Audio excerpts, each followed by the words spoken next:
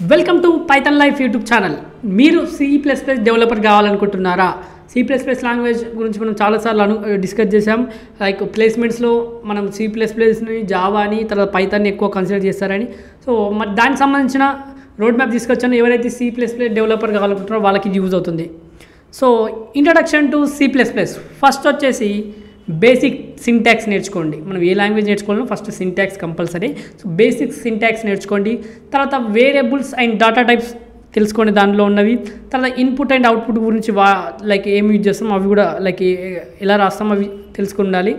So ఇవి introduction. తర్వాత second one వచ్చేసి control flow.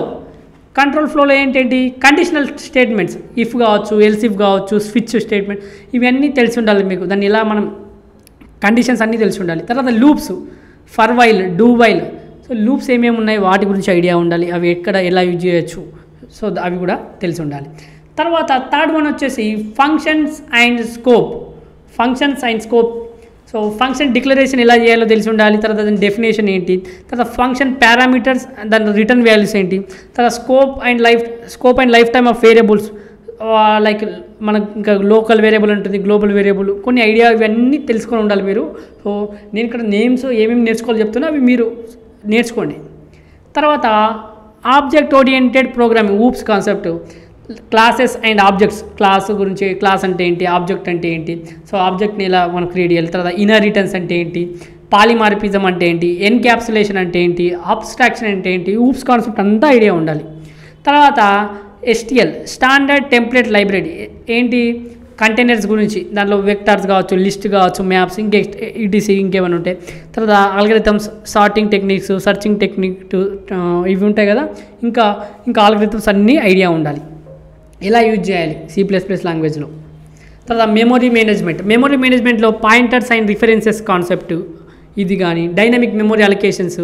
So dynamic memory allocations ఎలా చేస్తారో దాని గురించి, మళ్ళీ పాయింటర్స్ని ఎలా యూజ్ చేయాలి అవన్నీ తెలిసి ఉండాలి. తర్వాత నెక్స్ట్ స్టెప్ వచ్చేసి file input output operations, reading and writing files గురించి మీరు ఎలా దాన్ని ఇంప్లిమెంట్ చేయాలో అది కూడా ఐడియా ఉండాలి. తర్వాత ఎక్సెప్షన్ హ్యాండ్లింగ్, సో ఎర్రర్స్ని ఎలా హ్యాండిల్ చేయాలి, ఎక్సెప్షన్స్ అవన్నిటిని ఎలా హ్యాండిల్ చేయాలో మీకు ఐడియా ఉండాలి. ప్రోగ్రామింగ్లో ఎలా మనం ఎక్సెప్షన్ హ్యాండ్లింగ్ రాస్తామో అది కూడా ఐడియా ఉండాలి. తర్వాత టెంప్లెట్స్ ఏంటి, ఫంక్షన్ టెంప్లెట్స్ కావచ్చు, క్లాస్ టెంప్లెట్స్ కావచ్చు, వీటి గురించి మీకు టెంప్లెట్స్ అంటే ఏంటో, ఫస్ట్ టెంప్లెట్స్ అంటే ఏంటో తెలుసుకోండి. తర్వాత ఫంక్షన్ టెంప్లెట్స్ కావచ్చు, క్లాస్ టెంప్లెట్స్ గురించి మొత్తం నేర్చుకోవాలి. తర్వాత concurrency, so multi threading with STD, తర్వాత సింక్రోనైజేషన్ అంటే ఏంటి, ఇవన్నీ మీకు కండిషనల్ వేరియబుల్స్, మ్యూటెక్సెస్ గురించి ఐడియా ఉండాలి. తర్వాత debugging and testing, so debugging మనం ఎర్రర్స్ ముందే మనం రెక్టిఫై చేసుకోవాలి, ఏంటి మనం ఎందుకు ఎర్రర్ వస్తుంది, సో అది. తర్వాత టెస్టర్స్ ఏం చేస్తారు, టెస్టింగ్ చేస్తారు. సో టెస్టింగ్ గురించి కూడా ఐడియా ఉండాలి, డీబగ్గింగ్ టెక్నిక్స్ ఏమేమి ఉంటాయి. తర్వాత unit testing with frameworks like Google test, ఇవన్నీ ఐడియా ఉండాలి. తర్వాత అడ్వాన్స్డ్ టాపిక్స్లో నేర్చుకోండి. స్మార్ట్ పాయింటర్స్, ల్యాండా ఎక్స్ప్రెషన్స్, మూవ్ సెమాంటిక్స్ ఇవి.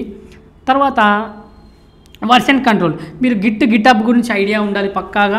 సో మీరు గిట్హబ్ ఇలా మళ్ళీ మన కోడ్ని అక్కడ ఎలా చేంజెస్ చేసుకోవడం కానీ, లేకపోతే ఎవరితోనో కొలాబరేట్ కావచ్చు అక్కడ. సో మీరు ఎప్పటికప్పుడు మన కోడ్ని ట్రాక్ చేసుకోవచ్చు. సో గిట్హబ్ని కూడా యూజ్ చేసుకోండి. తర్వాత C++ బెస్ట్ ప్రాక్టీస్, మన కోడ్ని మంచి వేలో రాయడానికి, లేకపోతే లైక్ మంచి వేలో, సో దాన్ని మనం యూజ్ చేయొచ్చు. కోడ్ స్టైల్ కానీ కన్వెన్షన్స్ ఇవి యూజ్ చేయొచ్చు. లాస్ట్ వన్ వచ్చేసి ప్రాజెక్ట్స్ ఆర్ వెరీ ఇంపార్టెంట్. మీరు బేసిక్స్ అన్ని కవర్ చేసిన తర్వాత ప్రాజెక్ట్స్ అనేవి చాలా ఇంపార్టెంట్. రియల్ టైం ప్రాజెక్ట్స్ మీద వర్క్ చేయండి, అవి రెజ్యూమేలో పెట్టుకోండి.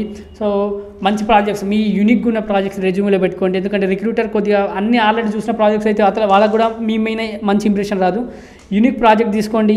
C++ అనేది మనం ఎక్కువ మనం గేమ్స్ డెవలప్ చేయడానికి యూజ్ చేస్తారు గేమింగ్లో. అలాగే ప్రజెంట్ సినారీకి సంబంధించి మీరు దానికి తగ్గట్టు చేయాలి. ఏదో పాత ప్రాజెక్ట్ చేయకుండా ఇప్పుడు సంబంధించిన సినారీకి సంబంధించిన ప్రాజెక్ట్ చేయండి. అది మీరు రెజ్యూమేలో పెట్టుకున్నా మీకు మంచి ఇంప్రెషన్ వస్తుంది వాళ్ళకి, రిక్రూటర్కి మీ పైన. సో నేను కొన్ని ప్రాజెక్ట్స్ చెప్తున్నాను, ఇవి సింపుల్ ప్రాజెక్ట్స్, మీరు మంచి ప్రాజెక్ట్స్ రెజ్యూమేలో పెట్టుకోండి. సో బేసిక్ క్యాలిక్యులేటర్ కావచ్చు, ఫైల్ ఇంక్రిప్షన్ డిక్రిప్షన్ టూల్ గురించి కావచ్చు, ఏదైనా సింపుల్ గేమ్ క్రియేట్ చేయండి, లేకపోతే డేటాబేస్ అప్లికేషన్ క్రియేట్ చేయండి, ఇమేజ్ ప్రాసెసింగ్ టూల్ పైన వర్క్ చేయండి. సో కొన్ని ప్రాజెక్ట్స్ నేను ఇక్కడ చెప్పాను, ఇంకా చాలా ప్రాజెక్ట్స్ ఉంటాయి, మీరు ఒకసారి సెర్చ్ చేస్తే చాలా ప్రాజెక్ట్స్ దొరుకుతాయి. సో మీరు ఎవరైతే C++ డెవలపర్ అవ్వాలనుకుంటున్నారో నేను మీకు రోడ్ మ్యాప్ ఇది తీసుకొచ్చాను, ఇది మీకు అర్థమైంది అనుకుంటున్నాను. ఈ రోడ్ మ్యాప్ని ఫాలో అవ్వండి. మన పైథాన్ లైఫ్ యూట్యూబ్ ఛానల్లో 40+ IT ఫుల్ కోర్సెస్ ఫ్రీగా అందిస్తున్నామండి. ఒకసారి చెక్ చేయండి. ఈ ప్లేలిస్ట్ ఉంటుందండి, IT full courses in Telugu అని. అలాగే మేము ప్రజెంట్ 3 పెయిడ్ కోర్సెస్ రన్ చేస్తున్నామండి. Python, DevOps, SQL. అలాగే బ్యాచెస్ ఎప్పుడెప్పుడు స్టార్ట్ అవుతుందో కూడా అక్కడ ఉంది. ఒకసారి మీరు pythonlife.in వెబ్సైట్లోకి వెళ్ళి చూస్తే తెలుస్తుందండి. అలాగే full stack Python programming recorded content అవైలబుల్గా ఉందండి. 1,999కి అందిస్తున్నాం. ఈఎంఐ ఆప్షన్ కూడా అవైలబుల్గా ఉంది. కామెంట్లో డెమో లింక్ ఉంటుందండి. మీకు డెమో నచ్చితే జాయిన్ కండి.